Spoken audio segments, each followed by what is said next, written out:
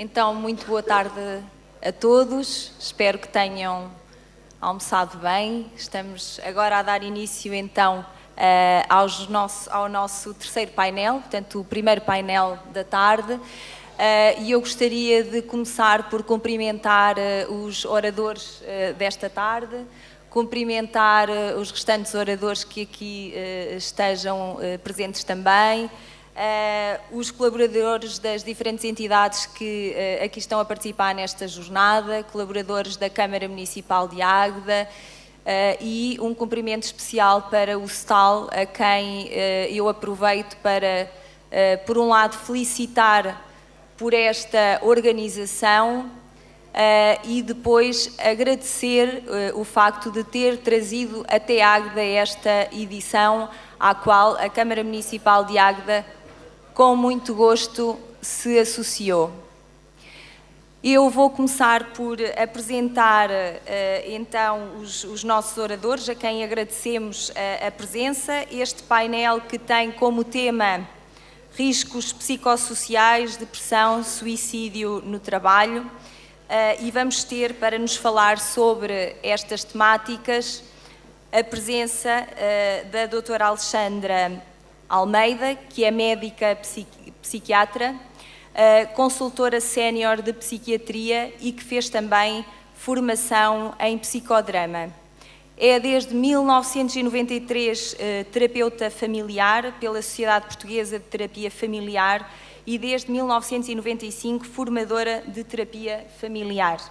É coordenadora da unidade de internamento da Unidade de Alcoologia de Coimbra, do DICAD, da ARS Centro, sendo responsável pela inovação e pela atualização científica do modelo de tratamento da UAC. Temos também connosco Fernando Gomes, que é membro do Secretariado e da Comissão Executiva do Conselho Nacional da CGTP, representante da CGTP no Conselho de Administração do Instituto de Emprego e Formação Profissional e do Conselho Consultivo para a Promoção da Segurança e Saúde no Trabalho da Autoridade para as Condições do Trabalho. É também membro do Conselho Económico e Social e da direção da Agência Europeia para a Segurança e Saúde no Trabalho, com sede em Bilbao. Também temos connosco o professor Dr. Jorge Costa Santos, que é licenciado, doutorado e agregado em Medicina, especialista em Medicina Legal, com grau de consultor e pós-graduado em Psiquiatria Forense e Criminologia Clínica. Foi presidente da Sociedade Portuguesa de Suicidologia e membro do seu Conselho Científico e é atualmente presidente da Associação Portuguesa de Avaliação de Dano Corporal. Para darmos então início a este painel, eu começo por passar a palavra à doutora Alexandra Almeida. Muito obrigada.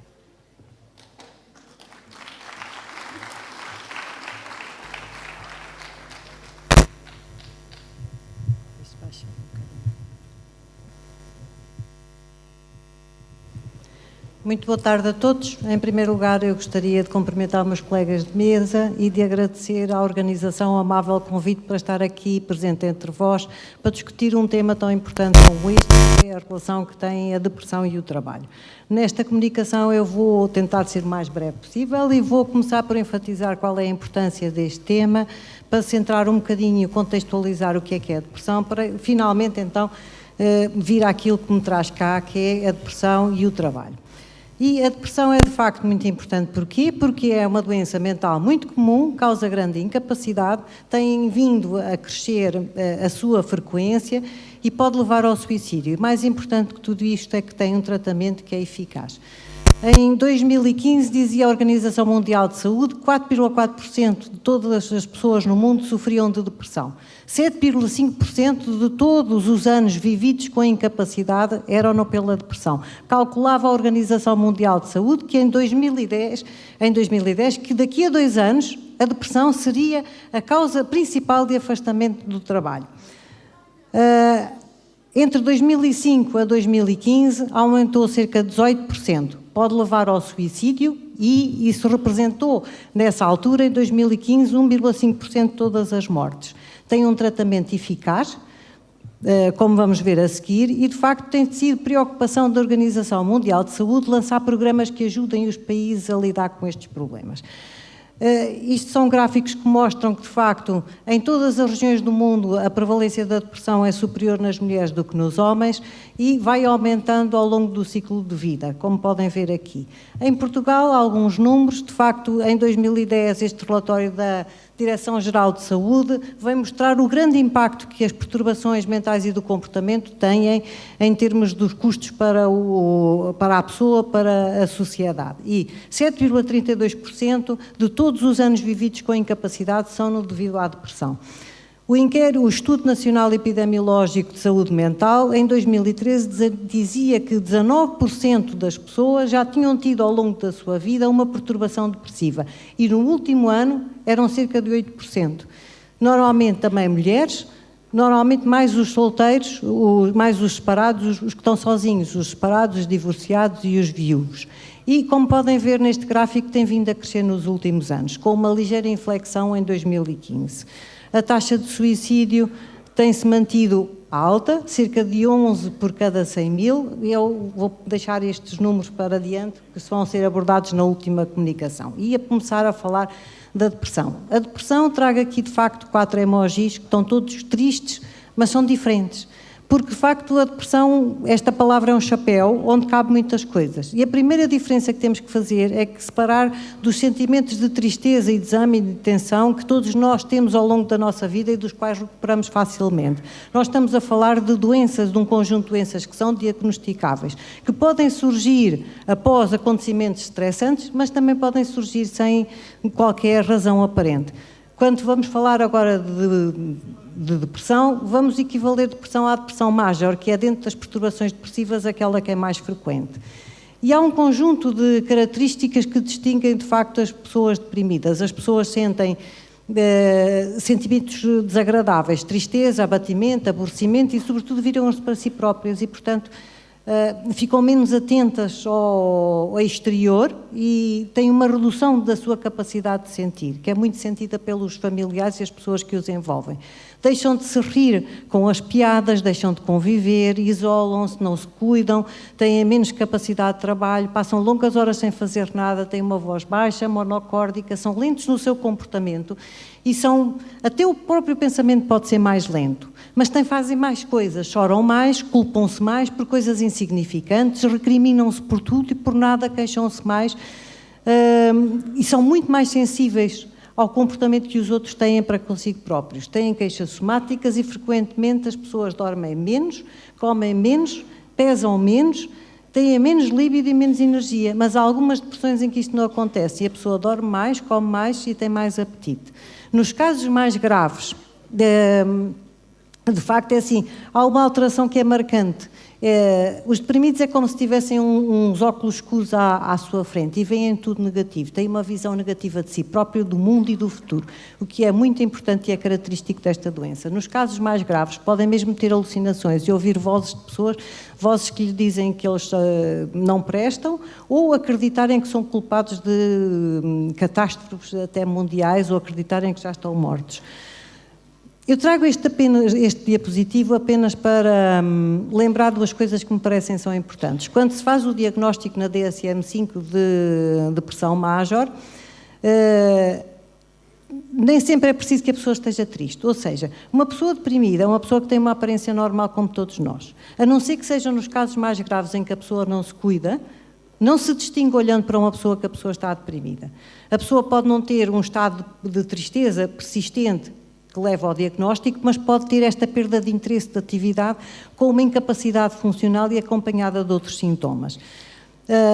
Além da perturbação depressiva major, que é aquilo que nós estamos a falar, que é vulgarmente designada por depressão, há outras, como por exemplo formas mais crónicas e persistentes mais ligeiras, por mais de 2 anos, como as distemias ou então aquelas que estão associadas a episódios maníacos dentro das doenças bipolares, mas podem estar relacionadas a doenças orgânicas ou até mesmo ao álcool e outras substâncias. Podem variar a depressão major, desde intensidade ligeira, a moderada e a severa. Não se sabe qual é a sua etiologia e, por isso, pensa-se que resulta de uma complexa interação de diversos fatores, biológicos, genéticos e ambientais, onde entra, de facto, os fatores psicológicos, familiares, sociais e laborais. As pessoas que passaram por mais efeitos adversos têm maior propensão à depressão. Mas, por outro lado, a própria depressão, ao causar incapacidade, causa efeitos adversos e eles próprios agravam a depressão. Tem que se fazer o diagnóstico diferencial, portanto, com todas estas situações que aqui estão, e eu parava mais um pouquinho para dizer que, de facto, é uma doença que tem tratamento, que é curável, que muitos obstáculos ao tratamento passam pelo estigma que estas doenças ainda têm, porque as pessoas não se reconhecerem como deprimidas, por muitas vezes não gostarem de tomar antidepressivos, porque acham que os antidepressivos causam dependência, aquilo que não faz, levam um tempo a fazer efeito, precisam às vezes de um desmame no final e têm que ser tomados durante vários meses. As depressões ligeiras podem-se tratar só com psicoterapia, mas todas as outras são melhor tratadas com a conjugação dos dois fatores. E é cada vez mais importante, de facto, a prevenção, onde se tenta que as pessoas adotem estilos de vida que sejam saudáveis em termos da sua saúde física e saúde mental, da saúde social e que frequentem os seus ambientes porque passem, mesmo o ambiente laboral, sejam favoráveis, para que sejam mais resilientes aos acontecimentos adversos. E então, de facto, a depressão pode trazer complicações, pode trazer o suicídio, em casos extremos, homicídio e suicídio, problemas com o álcool, tem uma grande incapacidade em termos familiares, sociais e laborais, que é aquilo que, de facto, aqui me traz. E, de facto, são causa de grande absentismo, de conflitos com os pares ou conflitos com as hierarquias, de acidentes de trabalho, de perda de produtividade e de reforma precoce. Mas, por outro lado, os próprios condições de trabalho, se forem adversas, podem criar níveis de stress muito elevados, que, se muito persistente, podem levar a quadros de burnout e depressão. E aí temos que, se por um lado as circunstâncias relacionadas ao trabalho e o próprio trabalho pode levar à depressão, também a própria depressão, ao causar incapacidade, prejuízo no trabalho, se autorreforça e autoagrava. Todos os trabalhos e todas as organizações que versam estes dois temas e as suas relações focam sempre os mesmos aspectos. O crescente aumento da depressão, o crescente aumento do impacto que a depressão tem no trabalho, o crescente impacto que o trabalho tem na depressão. Estimava este autor que em custos para a Europa, 617 bilhões de euros, somando as despesas com o absentismo, com o presentismo, que é as pessoas vão trabalhar mesmo doentes e a incapacidade e o prejuízo que isto representa para elas próprias e para as organizações, na redução da produtividade, nos cuidados de saúde e nas prestações sociais. E são dois aspectos muito importantes. Por um lado, a qualidade da liderança das FIAs, porque as FIAs que valorizam as equipas e que dão a todos as mesmas oportunidades de carreira, que têm em conta as diferenças individuais, estimulam as potencialidades de cada um, vão de facto contribuir para ambientes positivos onde o risco de depressão e de stress é muito menor. Mas há ambientes negativos, causados quer pelo ambiente económico desfavorável e o contexto do próprio país ou pelas questões da própria gestão interna, que fazem com que os funcionários sejam mais insatisfeitos, mais inseguros, tenham medo do desemprego. Normalmente são ambientes onde existe muita fofoca tóxica de corredor, um clima de pessimismo onde ninguém acredita no futuro. Ou ambientes mais neutros, onde as pessoas entram e saem do seu serviço, relacionam-se muito pouco uns com os outros e que são também muito menos produtivos. Este estudo, feito pela Associação Europeia de Depressão em 2012, em 7 países, veio mostrar que 20% dos trabalhadores já tinham sido diagnosticados com depressão, mais de metade já tinham tido baixa. Reparem, quase 36 dias de absentismo, em média, anuais, e que 25% não tinha contado às suas FIAs qual o motivo da baixa, com medo de não ser compreendido ou de perder o emprego. O mesmo estudo feito em 2014 nos Estados Unidos veio mostrar resultados muito semelhantes. 23% de depressões ao longo da vida, 40% com baixa por esse motivo, uma média de 10 dias de absentismo. E são as alterações cognitivas, como facilmente se compreende, a dificuldade de concentração, a indecisão, o esquecimento, o presentismo que há bocado falava, que tiveram maior impacto na capacidade de trabalho. 58% não disseram ao seu empregador qual o motivo da doença. Estimavam-se 100 bilhões de dólares de gastos pelos empregadores, custos com a depressão. 35% dos gerentes que foram inquiridos não tinham qualquer apoio formal ou recursos para ajudar os empregados com depressão. Este trabalho, que é mais antigo e que foi feito em 2010 por esta investigadora, é nestes 5 países que escolheu por terem organizações laborais de legislações diferentes e cuidados de saúde também diferentes, veio revelar também o grande impacto que a saúde mental tem tido no mundo laboral e o vice-versa também, salientando que 3 a 4% do PIB da União Europeia era gasto na saúde mental dos seus trabalhadores.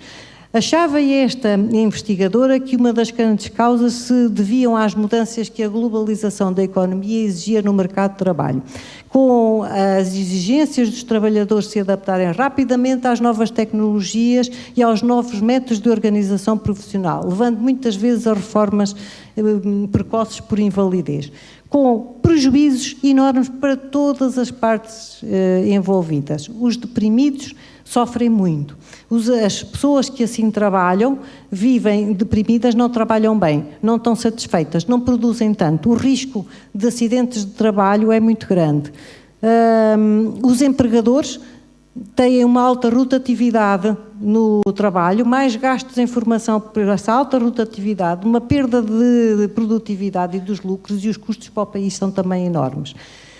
Dizia a investigadora que nas décadas ou nos anos que antecederam o estudo que havia uma maior sensibilidade para o papel que o trabalho podia ter, quer na promoção, quer no dificultar na saúde mental. E muitos dos empregadores eram já sensíveis a programas de promoção da saúde mental. E quase para terminar, eu ia mostrar as conclusões deste trabalho feito em 2014, que mostram o óbvio, que é assim, à medida que a depressão melhora, melhora a produtividade, ou seja, vale a pena tratar a depressão. A depressão tem um tratamento que é eficaz e vale a pena investir nele. E eu terminava com estes 3 apontamentos. Estas questões do stress do trabalho e do burnout são tão importantes que em 2013 faziam parte da lista das prioridades da Estratégia Comunitária sobre Saúde e Segurança no Trabalho.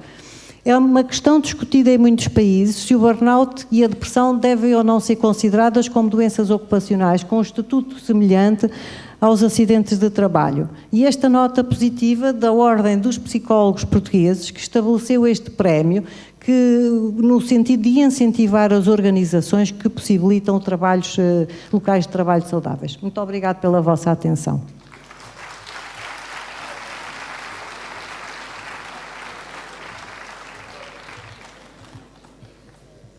Muito obrigada, doutora Alexandra Almeida, e agradeço-lhe redobradamente o cuidado que teve e o poder de síntese que teve. Muito obrigada pela sua intervenção, o seu contributo. E eu, de seguida, passaria já a palavra a Fernando Gomes, responsável do Departamento de Saúde e Segurança no Trabalho da Confederação Geral dos Trabalhadores Portugueses. Obrigado. Boa tarde a todas e a todos. Antes de mais, gostava de saudar todos os presentes e, ao mesmo tempo, estender essa saudação, através de vós, a todos e a todas os trabalhadores e trabalhadoras que representais nos locais de trabalho. E dizer-vos também que é bom ver esta sala tão cheia para falar de segurança e saúde no trabalho. Depois, saudar os colegas da mesa. E depois quero agradecer ao António Augusto e à Direção Regional do STAL de Aveiro o convite que fizeram à direção da CGTP, que aqui se faz representar com as intervenções do responsável do Departamento de Segurança e Saúde no Trabalho e do Secretário-Geral da CGTP mais tarde. Estes seminários sobre SST, organizados nos últimos anos pelo STAL de Aveiro, têm assegurado, pela participação e intervenção, reconhecimento e prestígio. Estas iniciativas são um contributo para que nos locais de trabalho se abordem as temáticas da segurança e saúde no trabalho. Pois, como há poucos dias disse em Angra do Heroísmo, por ocasião do lançamento nacional da campanha europeia Locais de Trabalho Saudáveis, Gerir as Substâncias Perigosas, nomeadamente sobre produtos químicos. O essencial destes seminários é levarmos daqui para os locais de trabalho as preocupações sobre as matérias que aqui tratamos e fazer da prevenção um efetivo combate aos riscos no trabalho, aos acidentes e doenças profissionais. Como sabemos, é nos locais de trabalho que os sindicatos devem centrar a sua ação. É dos locais de trabalho que vem a força do sindicato. Por isso, para além de muitas matérias, também nas questões dos riscos psicossociais se torna necessário formar. Formar os representantes dos trabalhadores para a segurança e saúde no trabalho, para a exigência de que nos locais de trabalho se fazerem avaliações de riscos regulares através de diálogos, entrevistas, observação, listas de verificação ou questionários. Formar delegados e dirigentes sindicais para realidades que nos podem levar à exaustão, mas que não são palpáveis, perceptíveis. Formar os contenciosos dos sindicatos para estarem mais sensibilizados para as possibilidades de ações judiciais na área da segurança e saúde no trabalho, não só para os processos de acidente de trabalho e doença profissional, mas igualmente para o procedimento cautelar de proteção da segurança e saúde no trabalho e para a responsabilização criminal de algumas condutas das empresas em matéria de riscos profissionais. A formação sindical é essencial neste processo de combate aos riscos profissionais, neste caso, através da identificação das causas e das consequências dos riscos psicossociais. Os riscos psicossociais decorrem maioritariamente de problemas na organização e gestão no trabalho, com cargas de trabalho excessivas, períodos de trabalho demasiado longos, pressões para cumprimento de prazos e exigências desmesuradas, da instabilidade e insegurança resultantes da grande precariedade laboral, bem como de ambientes de trabalho hostis, potenciadores de grande competitividade entre trabalhadores e de situações de assédio e violência psicológica. Os riscos, condições de trabalho, formas de contratação, flexibilização e precarização das relações laborais, organização do trabalho e horários alargados, ritmos de trabalho intensos, ambiente laboral hostil, formação inadequada ou deficitária, consumo de substâncias psicoativas. As consequências, a nível individual, ansiedade, nervosismo e agitação, dificuldade de concentração, depressões, situações de stress e burnout, insatisfação com o trabalho, isolamento e desinteresse. Mas também as consequências a nível das empresas, com a deterioração do clima de trabalho, absentismo, diminuição da produtividade, aumento da ocorrência de acidentes de trabalho. Ao nível da sociedade, aumento dos níveis de stress, aumento dos custos económicos com baixas e reformas antecipadas, perda de interesse pelo trabalho. Perante esta problemática, relevamos a importância da existência dos representantes dos trabalhadores para a segurança e saúde no trabalho. Em Portugal, em 2017, foram eleitos como representantes dos trabalhadores para a segurança e saúde no trabalho um total de 530 representantes, efetivos e suplentes, em 82 locais de trabalho. A CGTP, destes 530, elegeu 359 em 53 locais de trabalho. E em 2016, no total, 536 eleitos, um total de 405 eleitos em 76 postos de trabalho eleitos pela CGTP e os seus sindicatos. Realçar aqui a importância do STAL e da FIEC-Metal como dois dos principais setores onde se elegem os representantes. Apesar de haver um insuficiente trabalho nesta área, fruto também do processo eleitoral burocrático que a lei contempla, estes representantes dos trabalhadores para a segurança e saúde no trabalho, os delegados e dirigentes sindicais, são agentes fundamentais no combate aos riscos profissionais, na reivindicação de melhores condições preventivas em matéria de SST e na denúncia e levantamento de diagnóstico de situações que constituam violações claras dos direitos dos trabalhadores em SST. A assunção deste papel no domínio dos riscos profissionais é ainda mais relevante na medida em que falamos de riscos que se repercutem na mente de cada um, provocando incapacidades, insuficiências inconfessáveis, incompreendidas e por diversas vezes desvalorizadas pelas entidades patronais, quase sempre, mas também pelos seus colegas. Neste sentido, os sindicatos, enquanto estruturas em posição privilegiada para o estabelecimento de relações de confiança com as vítimas de risco psicossocial, promovendo ambientes de trabalho que encorajem estes trabalhadores à denúncia e reivindicação de medidas adequadas, são e podem ser importantes parceiros nesta frente de trabalho. Para tal, basta olhar para o assunto com seriedade e humildade, partindo do princípio de que condições de trabalho desumanas provocam doenças e problemas de saúde aos seres humanos. Os sindicatos podem, assim, nos locais de trabalho, e a CGTP e os seus sindicatos têm vindo a fazê-lo, desenvolver uma atividade sindical tendente ao combate ao flagelo dos riscos psicossociais, próprias de um meio empresarial que tem apostado cada vez mais em doutrinas e práticas de gestão pouco conciliáveis com as características físicas, psicológicas e sociais de um ser humano. A busca incessante do lucro não pode fazer-se à custa da trituração da nossa saúde. A segurança e saúde no trabalho é um investimento que favorece as empresas, favorece a nossa economia, pois as ausências ao trabalho têm custos muito mais elevados para as empresas e para a sociedade do que a aposta num efetivo combate aos riscos profissionais que faça diminuir ou, numa sociedade de sonho, eliminar as doenças e acidentes de trabalho.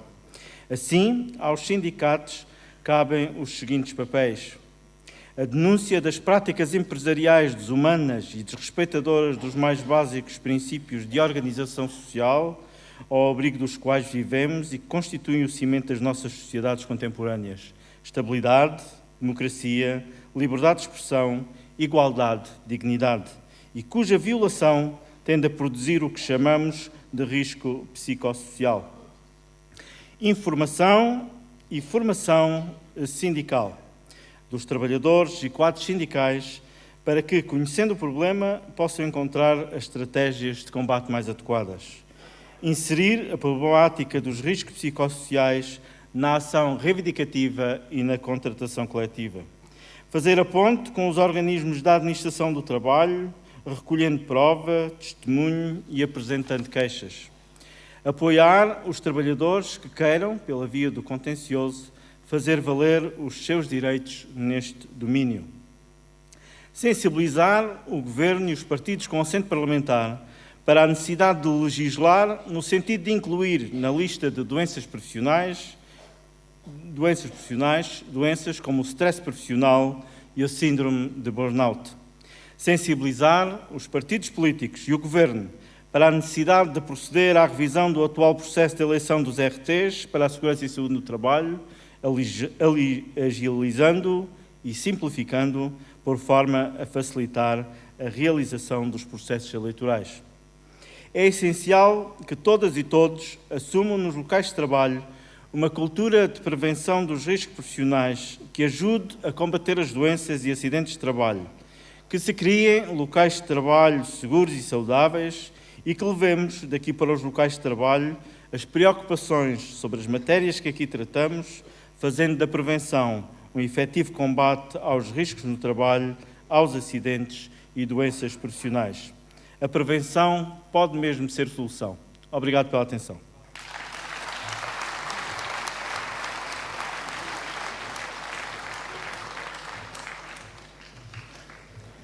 Muito obrigada e obrigada também por estar sensível ao pedido da organização. Foi sucinto, passou perfeitamente a sua mensagem, agradeço-lhe imenso. E de seguida vou passar a palavra ao professor Dr. Jorge Costa Santos.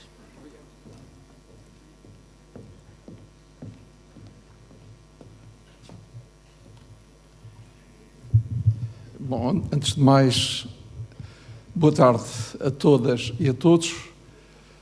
Os meus cumprimentos, naturalmente, à organização, e queria agradecer em particular o convite que me foi endereçado pelo STAL e fazia na pessoa do António Augusto Conceição.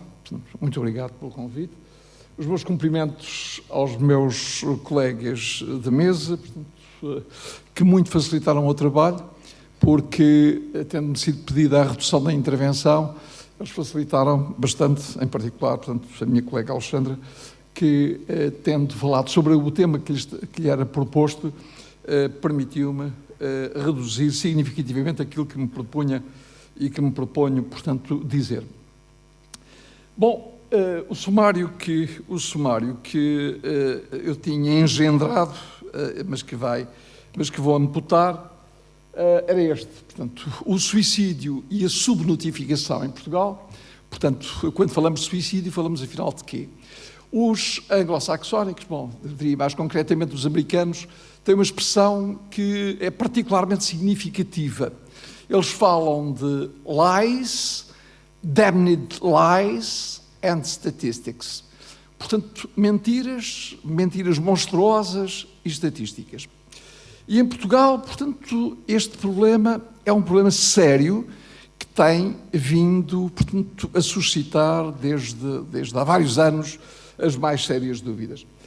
E tinha-me proposto falar sobre o suicídio e a subnotificação, e, no fundo, as estatísticas e o que elas significam, a saúde mental, o que quase todos sabem, aqueles poucos que provavelmente não saberiam algo sobre esta matéria, ficaram esclarecidos pela intervenção da doutora Alexandra, portanto, e passarei adiante. O que poucos sabem, portanto, aflorarei num ou noutro aspecto. Em relação à depressão, nomeadamente à epidemiologia, sinais e sintomas, passarei por cima deles. E depois, bom, falarei de mais umas quantas coisas.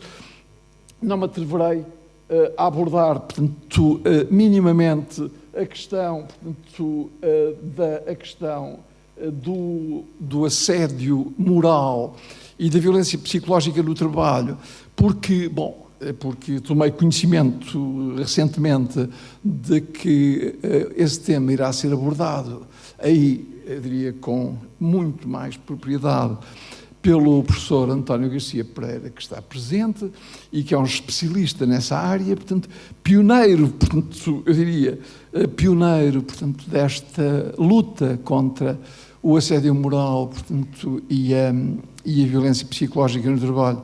E nessa qualidade tive a honra de poder contar com o seu precioso contributo nos cursos de mestrado e doutoramento que então vinha sob a minha tutela na Faculdade de Medicina de Lisboa.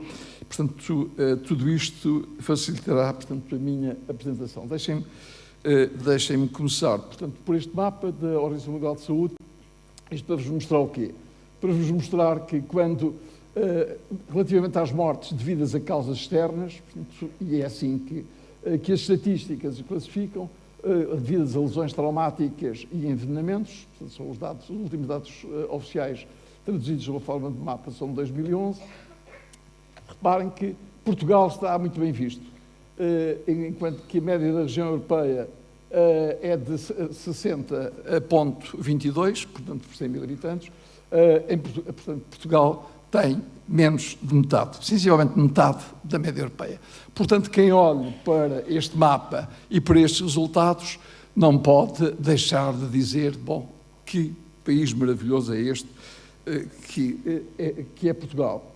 Ora, todavia, se atentarmos naquilo que resulta, portanto, deste outro mapa, os acidentes de viação mortais em Portugal são muito superiores à média europeia, os acidentes de viação mortais.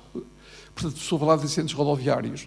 E, ao contrário do que acontece noutros países, nomeadamente no Reino Unido, portanto, cerca de 7% dos suicídios são cometidos usando como meio de consumação da morte, não a corda para o enforcamento ou a pistola para dar um tiro na cabeça, mas o carro ele próprio. Entre nós, as estatísticas não falam de suicídios, portanto, ao volante. Portanto, é algo que não figura nas nossas estatísticas, portanto, não existe. ou melhor, todos nós sabemos que existe, portanto, alguns fazem manchetes de jornal, simplesmente não figuram, não são considerados como suicídio, portanto, logo que se associa condutor, veículo e, portanto, um qualquer evento danoso, portanto, isto é rotulado como acidente e dificilmente, para não dizer quase nunca, de escola, portanto, deixa de ter, portanto, esta caracterização. E depois, bom, em relação ao suicídio e às lesões autoinfligidas. Bom, suicídios e lesões autoinfligidas são aquelas que resultam da ação do próprio, visando consumar, portanto, a sua morte. Ora, se olharmos para a situação de Portugal, portanto, diremos, bom, também aqui estamos ligeiramente abaixo da média europeia. Portanto, os valores oficiais estão, como a colega Alexandra, portanto, há pouco disse, portanto, estão na casa dos 10 ponto qualquer coisa. As variações têm sido relativamente pequenas por 100 mil habitantes. Mas será isto verdade? Bom, deixamos do homicídio, que não nos interessa, porque, de facto, somos um país de grandes costumes e, apesar de haver homicídios, portanto, estamos muito abaixo da média europeia, aqui é indiscutível. Mas aquilo que as estatísticas escondem e de que não falam é que, em Portugal, Portugal tem uma das 3 maiores taxas de mortes de causa indeterminada, portanto, de etiologia médico-legal indeterminada, de toda a União Europeia. Portanto, significa que, ao contrário de que os investigadores, portanto, e há estes textos de um investigador finlandês, Varnik e colaboradores, que estabelecem, portanto, um limiar, um patamar crítico. Dizem, bom, de facto haverá casos em que não é possível estabelecer se a morte resultou ou não de suicídio, por falta de informação, por falta de elementos que permitam, portanto, esta qualificação, mas esse número, portanto, à luz dos processos de investigação, não deve ultrapassar de 20% do número total de suicídios. Ora, o que é que acontece em Portugal? Em Portugal, portanto, essa taxa é de 70%. 70%. Portanto, isto significa o quê? Significa que em Portugal, portanto, uma percentagem muito significativa dos suicídios se encontra oculta nesta outra designação, que são as mortes resultantes de eventos de intenção indeterminada. Por outras palavras, portanto, a taxa de suicídio em Portugal é muito superior, portanto, é significativamente superior àquela que as estatísticas nos fazem crer. E são estatísticas da saúde. Só para ter uma ideia, portanto, da distribuição das taxas de suicídio, portanto, no país, reparem, portanto, de norte para sul, portanto, vai crescendo. No Alentejo e no Algarve, as taxas de suicídio atingem valores superiores às mais altas taxas, portanto, europeias, nomeadamente no Alentejo, portanto, o que é algo preocupante. Não me vou ter sobre este outro gráfico que mostra, portanto, de facto, que as estatísticas têm a ver ou envolvem processos administrativos que provocam distorções e enviesamentos e logo, portanto, um desconhecimento daquilo que se investiga, portanto, e neste caso, portanto, é o suicídio. Há muitos anos, embora tenha continuado a investigar na área do suicídio, constatei, portanto, que na área da Grande Lisboa, que investiguei de forma intensiva, portanto, uma em cada 3 mulheres que se tinha suicidado, portanto, não era qualificada como tal, e 1 em cada 5 homens também escapava, portanto, a esta notificação. Portanto, reparem o desvio enorme.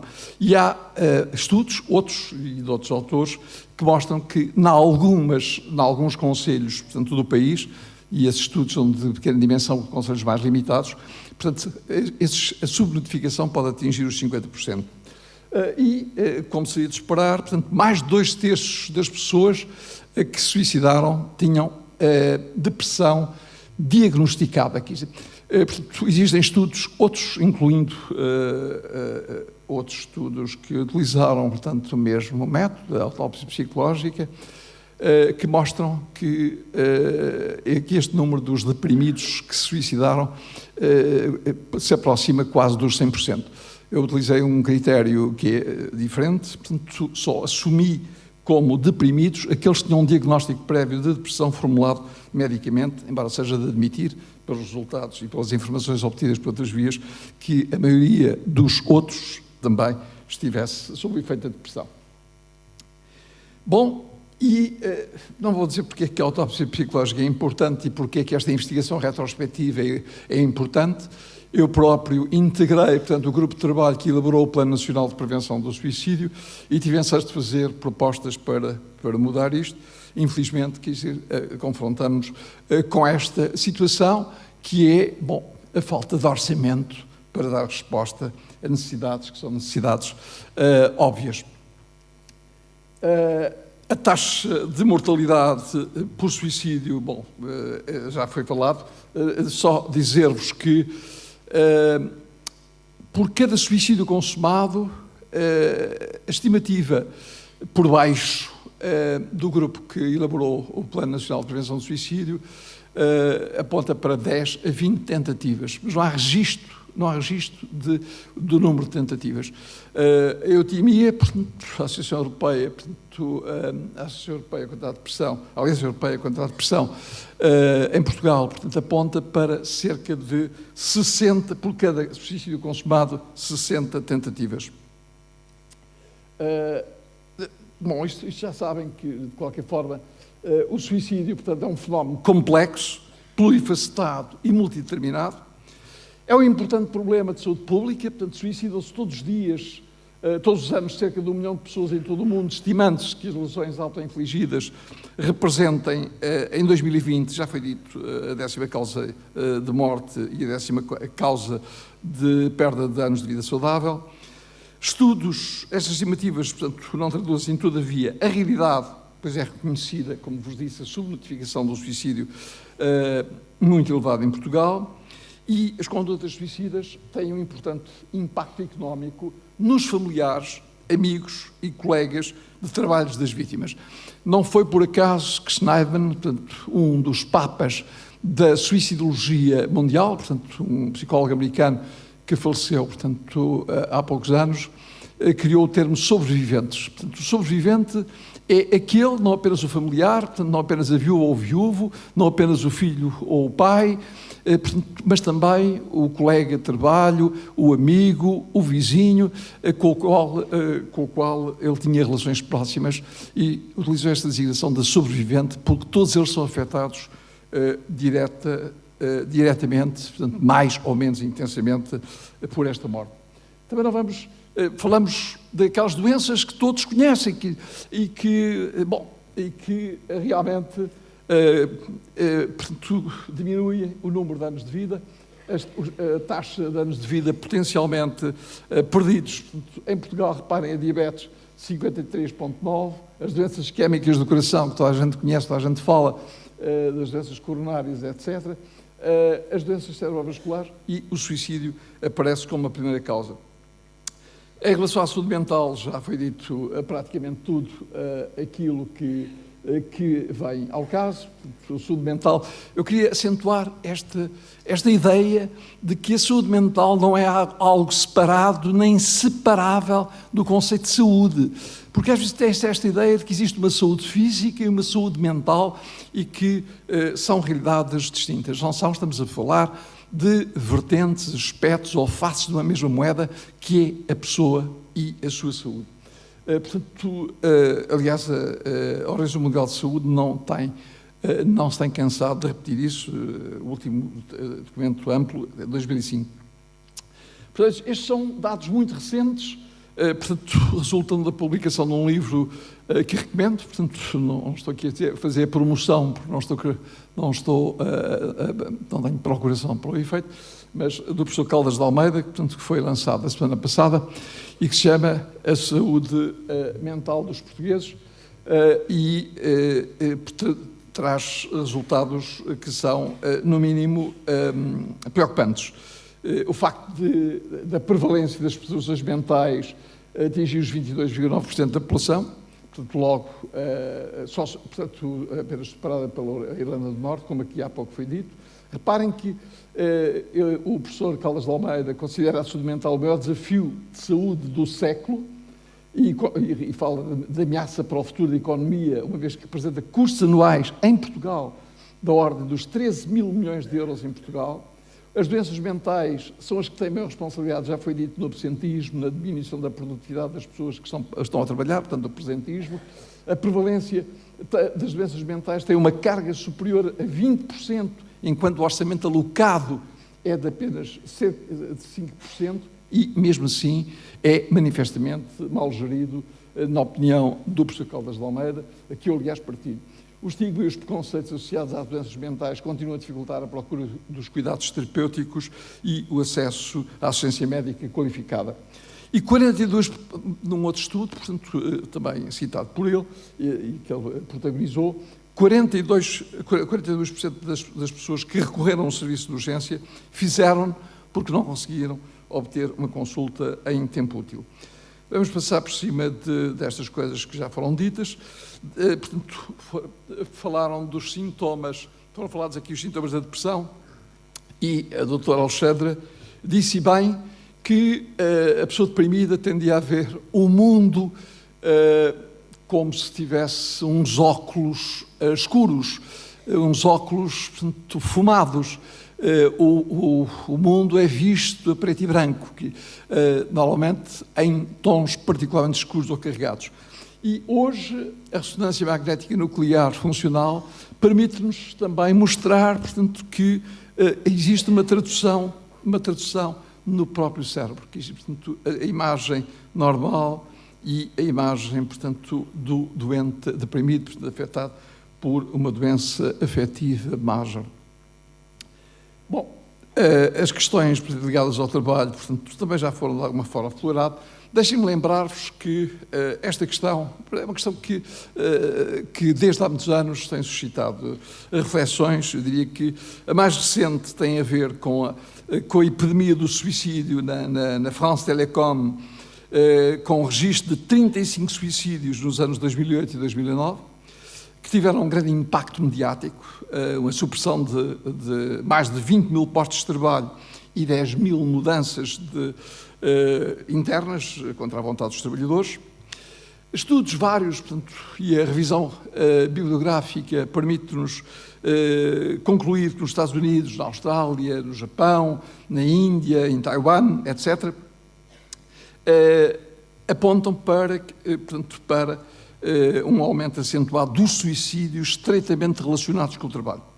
Na Austrália, 20% dos suicídios, segundo a investigação do Black Dog Institute, portanto é um instituto que se dedica particularmente a esta matéria, que na Austrália cerca de 20% dos suicídios são atribuídos, portanto, a causas laborais, tanto que eles, australianos, falam mesmo da moderna epidemia. E os investigadores, portanto, atribuem esses suicídios a uma deterioração generalizada das condições de trabalho, incluindo horários, que também aqui já foi dito pelos preletores que me antecederam, horários de trabalho, portanto, excessivos e maior insegurança no emprego.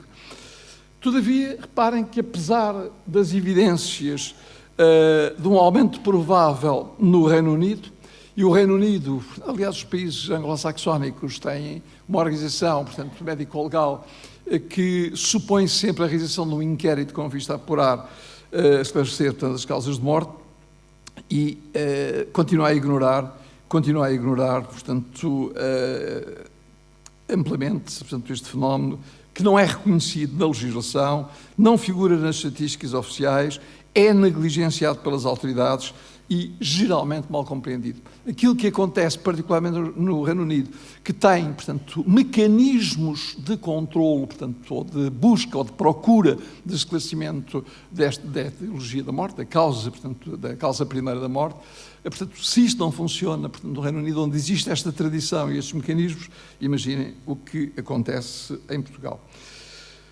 Bom, Os fatores de risco de suicídio tradicionalmente associados ao trabalho também já foram aqui enunciados de uma forma ou outra. Vou encurtá-lo, portanto, a insegurança no emprego, o excesso de trabalho, o stress e o que daí resulta, a má gestão organizacional e as injustiças, o burnout, tudo isto já aqui foi referido, o ambiente e as condições de trabalho, o acesso a meios letais. Portanto, este é um elemento particularmente importante. Num estudo muito recente que fiz a solicitação da senhora Secretária de Estado Adjunta e da Administração Interna, portanto, estudei de forma retrospectiva a totalidade dos suicídios que ocorreram em elementos das forças de segurança, portanto, do GNR e PSP, e reparem que 81%, são apenas alguns dados avulsos, que não traduzem, portanto, o essencial do trabalho, mas só para vos mostrar que 81% se suicidaram com armas de fogo, 81% com armas de fogo. Portanto, esta ideia de que o acesso, portanto, aos meios, só por si tem pouco peso, porque, teoricamente, uma pessoa pode sempre optar por um outro método. Ora, nós sabemos que a passagem ao ato suicida envolve quase constantemente ambivalência. O querer morrer e o querer viver. E tem, muito frequentemente, uma componente impulsiva. Se tiver a arma, portanto, se tiver o pesticida, se tiver, portanto, o meio ao alcance, a probabilidade de consumar, portanto, o suicídio é claramente maior do que se não o tiver. E o local de consumação, reparem, portanto, é particularmente preocupante, cerca de um quarto daqueles que se mataram, e mataram-se utilizando, repito, mais frequentemente armas de fogo de serviço ou pessoais, mas armas de fogo, fizeram no local de trabalho. Portanto, isto é algo particularmente preocupante.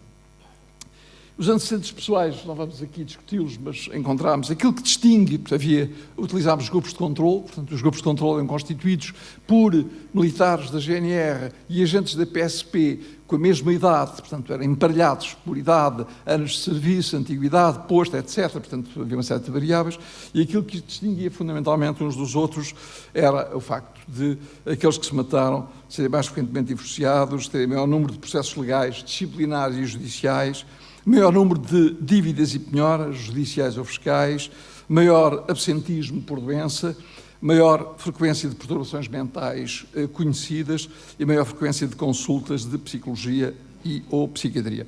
Portanto, está no fim. Portanto, estou a acabar. Bom, como vos disse, vou passar por cima do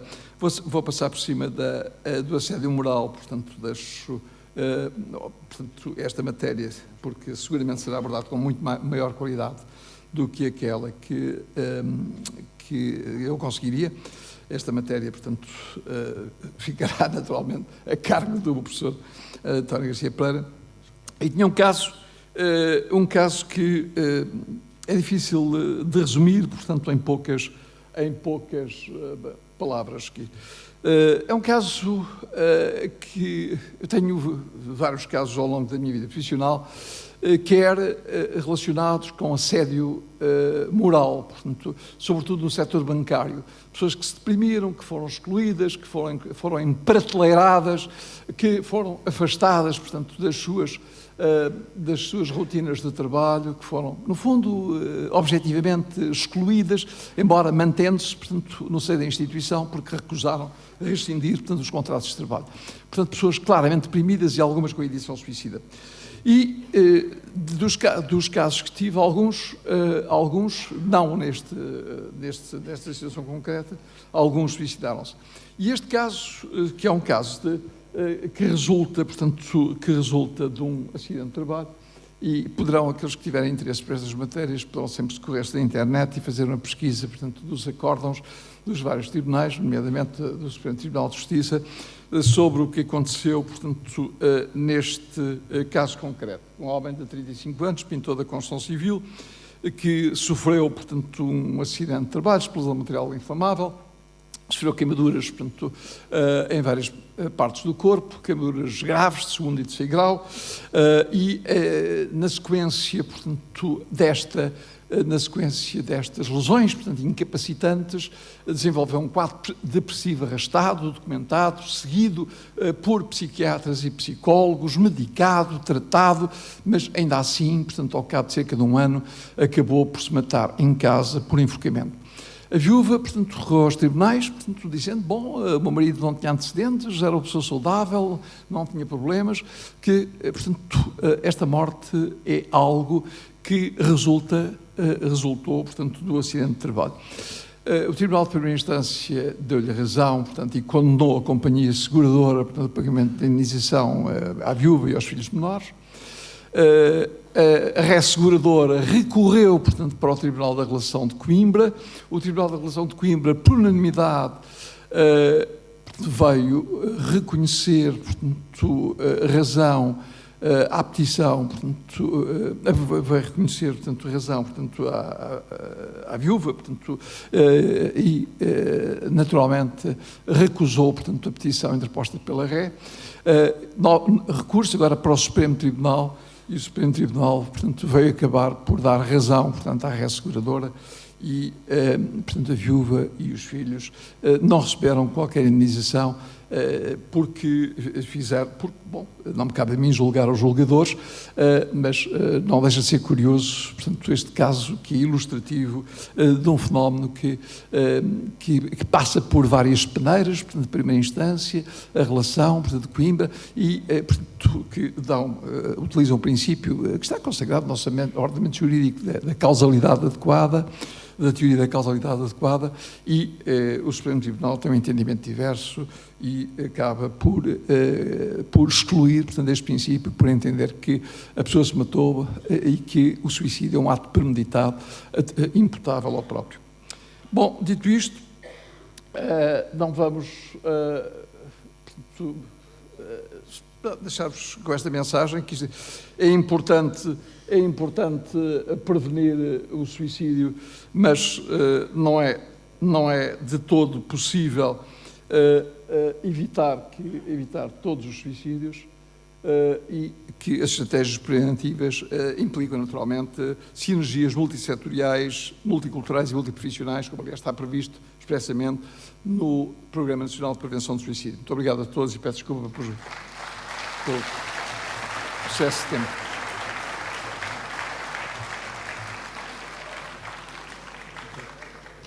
Muito obrigada. Eu ia abrir então aqui um período de debate. Pedia às pessoas que quiserem colocar alguma questão ou fazer algum comentário sobre este painel que se identificassem e, se for o caso, de uma questão que informem a quem se destina essa questão. Temos ali já uma intervenção.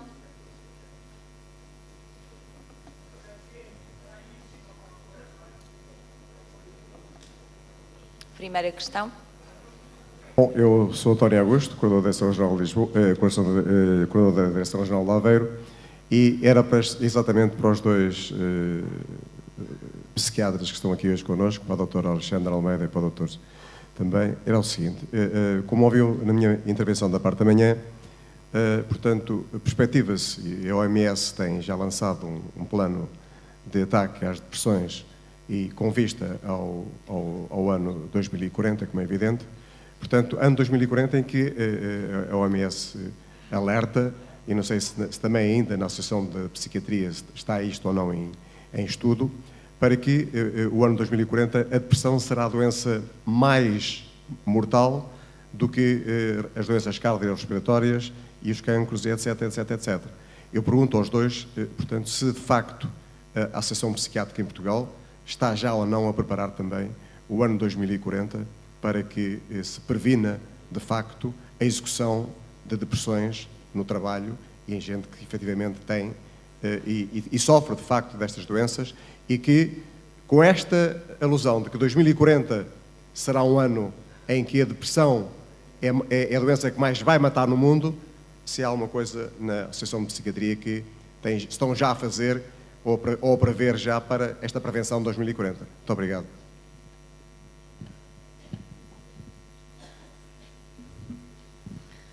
Muito obrigado pela pergunta. Eu não lhe sei dizer o que é que a Associação Portuguesa de Psiquiatria pensa, mas penso que é um aspecto que compete a todos nós e compete aos serviços de saúde mental. Provavelmente estão a fazer coisas, mas se não fizermos todos, chegaremos ao ano de 2040 com altas taxas de prevalência de depressão na mesma. A depressão é, de facto, bastante, ou as perturbações depressivas são muito importantes, e afetam uma série de aspectos em que todos nós estamos inseridos, e é um papel muito importante das instituições de saúde mental fomentarem planos de prevenção que sejam eficazes e que possam levar à melhoria e à resiliência da saúde mental das pessoas e à sua maior resiliência.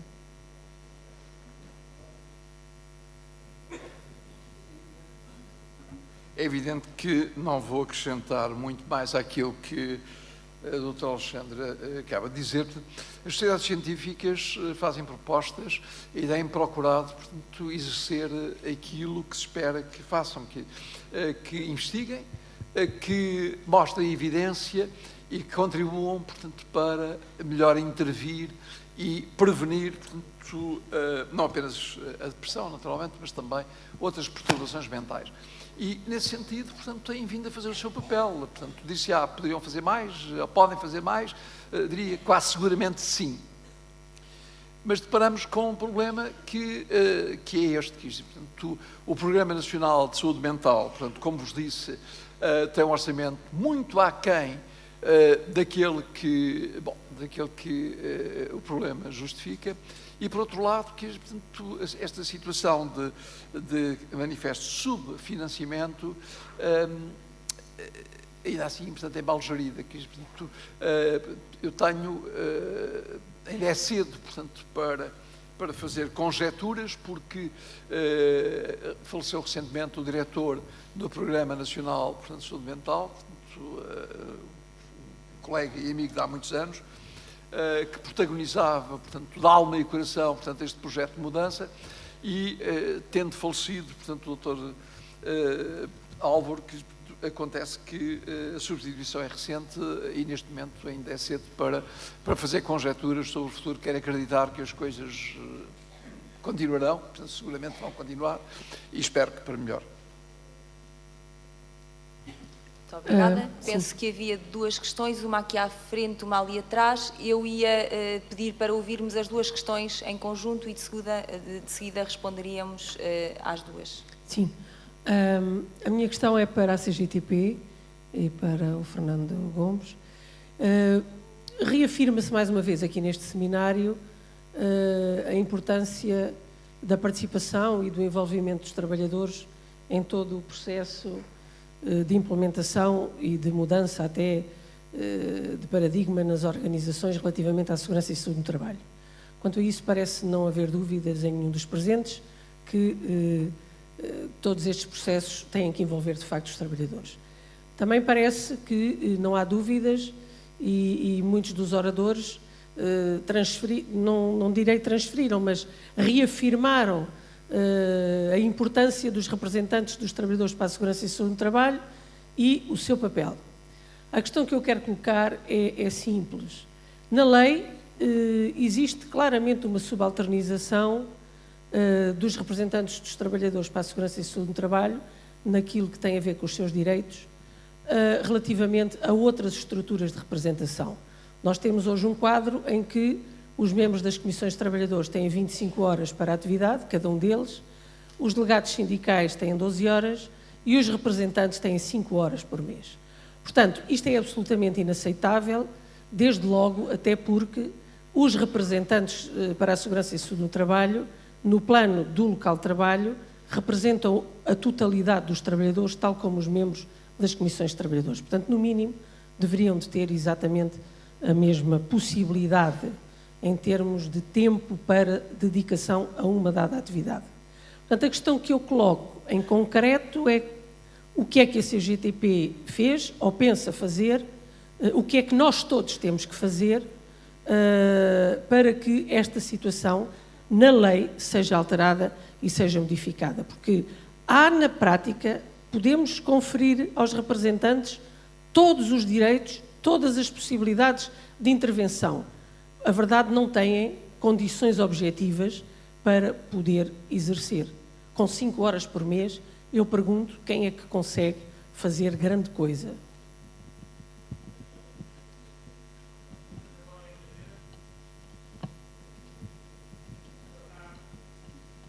Só um bocadinho, estamos a fazer chegar um microfone. O meu nome é Alberto Peliz, eu estou aqui em representação do STAL, as pessoas o sindicato para quem eu trabalho o permitir. E então eu quero dizer o seguinte, eu penso que nestas matérias o fundamental, e estão aqui muitos jovens, para nós começarmos a aprender estes caminhos, é ler o Emílio Zola, o Germinal. Nós aí aprendemos como quem toma o trabalho não tem respeito nenhum e não quer saber de nada da vida de quem o dá, quem o presta, certo? Isto é o ponto fundamental. Isto é para vos introduzir, numa opinião minha, que não será só minha, será de muita gente que aqui está, que é a seguinte: a maior das prevenções é diminuir a exploração. Se diminuírem o ritmo de exploração, a intensidade da exploração, aí começa a maior das prevenções. E eu vou-vos dizer porquê. Por exemplo, um simples quadro, não é? Muito trivial, que eu testemunho enquanto ligado ao STAL, não é?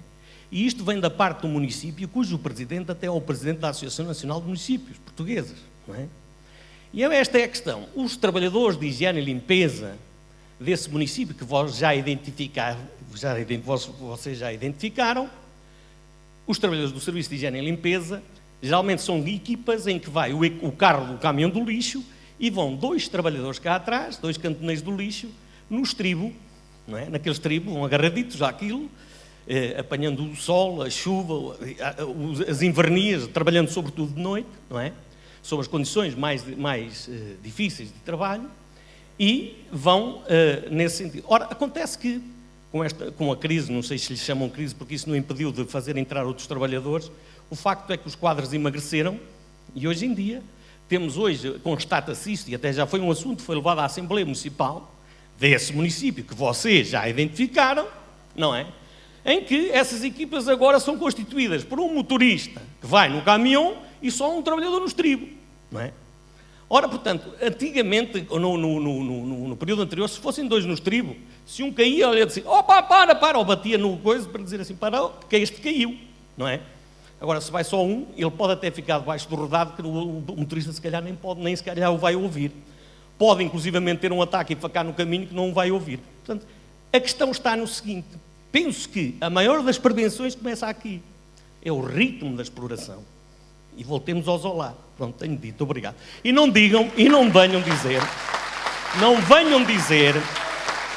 só um momentinho, não venham dizer que eu, ao falar do Zola, estou a falar de uma situação que foi do fim do século XIX, transição para o princípio do século passado. É que ainda agora se falou aqui, o seu professor, e muito bem, o doutor, falou sobre a questão da France Telecom e dos guardas republicanos que têm ali a arma à mão e enfiam a bala na cabeça, ou a munição na cabeça. Não é? Isto é em linguagem militar. Portanto, esta é a primeira das prevenções de toda coisa. E é uma perspectiva de classe que eu tenho e se calhar muita gente aqui também terá. Obrigado.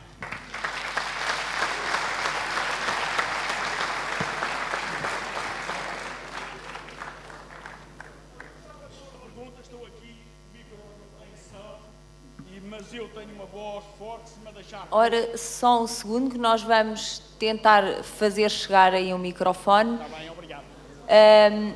Enquanto isso, íamos responder a estas 2 questões e de seguida... Já tem? Já. Peço desculpa que eu aqui não consigo ver bem. Vamos. Pode então... Então era o seguinte, o meu nome é António Silva, muito boa tarde a todas e a todos. Agradecer penhoradamente ao STAL por esta organização bastante importante e bastante oportuna, e queria dirigir uma pergunta em título de ajuda ao professor Costa Santos. Ó, Sr. Professor, eu julgo que o Sr. Professor é o responsável pelo Colégio dos Médicos em Avaliação de Dano Corporal, se bem entendi na apresentação que fizeram de Vossa Excelência. A questão que eu queria colocar, e tendo em atenção o exemplo que deu do acórdão do Supremo Tribunal de Justiça, era muito simplesmente a seguinte, e é mesmo um pedido de ajuda. Eu ontem acompanhei um trabalhador sinistrado do trabalho ao Tribunal de Santa Maria da Feira. Como lhe disse, sou delegado da Associação Nacional dos Deficientes Sinistrados do Trabalho para o Distrito de Aveiro. O trabalhador era mecânico, trazia uma avaliação de dano corporal do Instituto de Medicina Legal de cerca de 17%, incluindo o fator 1,5, que advém dele ter mais de 50 anos. A Junta Médica não lhe atribuiu mais de 4,5%, incluindo o assentimento do médico do Tribunal, que é requisitado ao Instituto de Medicina Legal, que, como sabe, e eu queria que me ajudasse, como é que eu explico ao senhor, tendo em atenção até a prevenção e as hipóteses de suicídio que foram aqui apresentadas, tamanha discrepância, sabendo que o colega do Instituto de Medicina Legal, ali presente, requisitado pelo Tribunal, votou 4,5% em detrimento da proposta do colega 17,5%. Estamos a falar de uma discrepância de mais de 150%. Não é possível e é dramático, e chamaria a atenção para os seus bons ofícios que nesta matéria de avaliação do dano corporal, e estamos a falar de 2 representantes do Instituto de Medicina Legal, como é possível tamanha discrepância. Muito obrigado.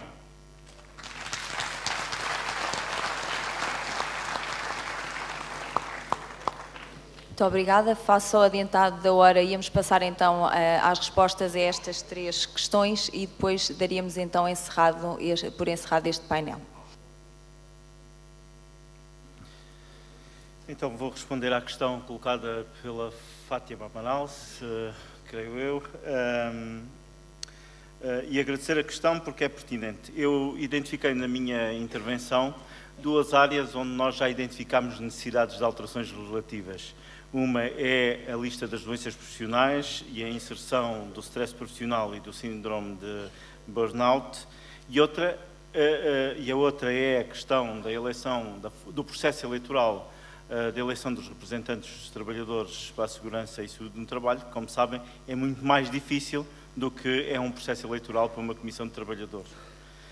E esta é uma terceira matéria em que nós já elencámos também, porque não a coloquei aqui. Porquê? Porque 5 horas nem dá para uma ação de formação e na minha intervenção, como perceberam, certamente, incidi muito na questão da formação. A formação para não só representantes, delegados e dirigentes sindicais, os contenciosos, que é uma área fundamental também para a formação, mas também para os trabalhadores, a formação é essencial. E um representante dos trabalhadores, 5 horas não dá para uma ação de formação consistente. Nem dá numa empresa maior, se o representante for fazer uma avaliação de riscos, nem dá para fazer uma avaliação de riscos em condições. Portanto, 5 horas é manifestamente pouco. O que é que estamos a trabalhar? Estamos a trabalhar num projeto para trabalhar várias áreas, desde os riscos psicossociais, o ambiente, o assédio moral e outras questões ligadas, e também nas alterações legislativas. Porque, apesar de existir muita legislação, nestes casos, a legislação impede que os representantes dos trabalhadores para a segurança e saúde no trabalho exerçam convenientemente a sua ação e, portanto, temos que trabalhar neste sentido de alterações em algumas matérias que são essenciais para o desenvolvimento da nossa ação, a ação nos locais de trabalho, como também aqui coloquei. Bom, agradeço a questão que me foi colocada. Portanto, em primeiro lugar, queria esclarecer o seguinte: sou Presidente da Associação Portuguesa de Avaliação de Dano Corporal, que é uma associação científica, portanto, independente e que de utilidade pública, é certo, tem esse estatuto, mas que nada tem a ver com as instituições oficiais. Aliás, eu tenho responsabilidades a esse nível, porque fui, durante muitos anos, diretor do Instituto Nacional de Medicina Legal, portanto, da direção da Delegação de Lisboa, depois dita Delegação do Sul, e fiz parte do Conselho Diretivo do Instituto Nacional de Medicina Legal durante também vários anos. Portanto, estou desligado da administração pública, portanto, e estou à vontade para responder por essa questão. Aliás, estaria sempre aqui. a disparidade que aponta é, de facto, surpreendente. Sendo certo que a lei que regula, portanto, o regime das perícias médico-legais e forenses, a lei 45/2004, 19 de agosto, portanto, desde logo acautela, portanto, o princípio da autonomia técnico-científica do perito no exercício da sua atividade. Portanto, isso é algo que está regulado por lei. Quer dizer, o perito goza da autonomia técnico-científica no ato de avaliar. É certo que, por mecanismos discutíveis, porque têm a ver, portanto, com a exiguidade de meios, portanto, o exame singular é, em regra, feito na delegação ou nos gabinetes médico-legais, portanto, do Instituto Nacional de Medicina Legal, e no comando da Junta é designado pelo Instituto um outro médico para representar o Tribunal, portanto, em sede de Junta. Enquanto estive à frente, enquanto tive responsabilidades de dirigente no Instituto, sempre que havia desvios relativamente ao valor proposto em sede de exame singular, portanto, o médico estava obrigado a fundamentar, portanto, a razão porque se desviou desse valor. Portanto, como saberão, portanto, aqueles que estão familiarizados com este tema, a Tabela Nacional de Incapacidades, portanto, tem umas instruções gerais, portanto, depois tem instruções específicas para determinadas situações, mas os valores propostos na tabela oscilam habitualmente em intervalos, portanto, entre um mínimo e um máximo, e, portanto, poderá aceitar-se, portanto, desvios, porque lá está, a medicina não é uma ciência exata, portanto, é de admitir desvios da ordem dos 2%, 3%, 4%, que têm a ver com a forma diversa como os médicos, tão objetivamente quanto é possível, quanto as leges artes, a lei e a experiência, portanto, o permitem, portanto, conseguem avaliar. Agora, não é compreensível, diria que, no limite, não é admissível que haja desvios da ordem daquele que a pessoa que colocou a questão, portanto, referiu. Portanto, como vos disse, portanto, na altura, portanto, isto era um princípio, era um imperativo. Desvios daquilo que resultava do exame singular, portanto, o primeiro exame feito no Instituto, teriam que ser devidamente fundamentados e justificada a razão desse desvio. Portanto, se assim foi, portanto, lamento e tenho dificuldade em explicar, portanto, este tipo de ocorrência. Muito obrigada. Nós iríamos dar então por encerrado este terceiro painel, riscos psicossociais, depressão, suicídio no trabalho. Agradeço mais uma vez aos 3 oradores que aqui estiveram, os importantes contributos que deram e continuação de bom trabalho. Muito obrigada.